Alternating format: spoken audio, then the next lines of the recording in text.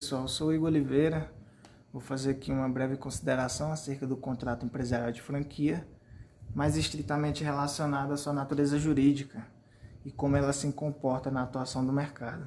Ele é um contrato bilateral, onde existe a figura do franqueador, que é quem detém a titularidade da exploração da atividade econômica de uma patente ou de um produto ou de uma marca, e existe a figura do franqueado, que está interessado na implementação dessa atividade e de representar essa marca em um determinado território. Para que isso venha a ser regulamentado de fato, existe o contrato que predispõe direitos e deveres entre as partes, e a Lei 8955 de 94 ela predetermina algumas restrições quanto à forma, quanto a como esse contrato deve vir a funcionar. Essas deliberações da lei regem quanto à forma desse contrato, que deve ser escrita, e quanto ao conteúdo, que deve ser de forma clara, apresentado de forma clara entre as partes, para obedecer o princípio da consensualidade, ou seja, as duas partes devem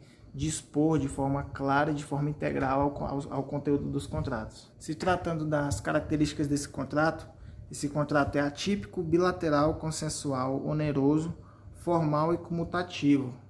Em relação à tipicidade, ela decorre da natureza desse contrato, que é uma concessão de atividade, concessão de exploração econômica, bilateral porque envolve duas partes e a autonomia da vontade delas, consensual quanto à disponibilidade das informações, as duas pessoas devem entrar em consenso e deliberarem esse contrato.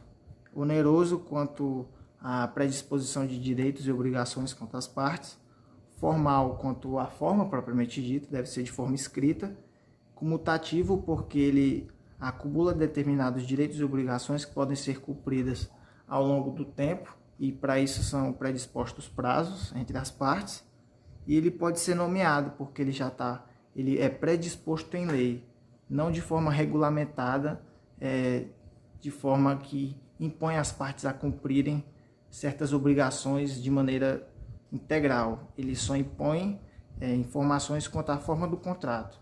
Agora, em deliberação de cláusulas, as partes são livres para determinar conforme a sua conveniência, conforme a sua capacidade pecuniária e de que forma ela quer explorar esse mercado. O que dispõe as cláusulas desse contrato, as partes são livres para determinar conforme a sua conveniência, mas existem algumas coisas que são de maneira geral, já são pré-determinadas, ou seja, já são garantias para que as duas partes sejam ressalvadas e que esse negócio realmente funcione e que seja benéfico para ambas as partes. Para que esse contrato geralmente seja filiado, né, ele exige uma taxa de filiação, que é um valor que o franqueado paga ao franqueador para a exploração dessa taxa, e a regulamentação de algumas taxas suplementares, taxas posteriores, por exemplo, em relação à produtividade, em relação à disposição da marca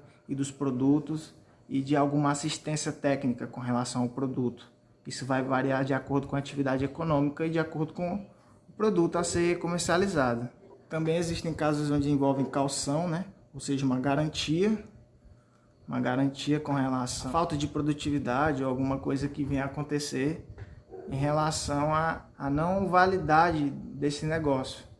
Por exemplo, às vezes não está compensando para o fornecedor manter aquela relação. Então eles impõem uma caução, uma espécie de garantia, para que o fornecedor seja assegurado ou para que o franqueado seja assegurado também, de forma pecuniária, que os dois não percam com esse negócio. Também existe a exclusividade territorial por parte do franqueado.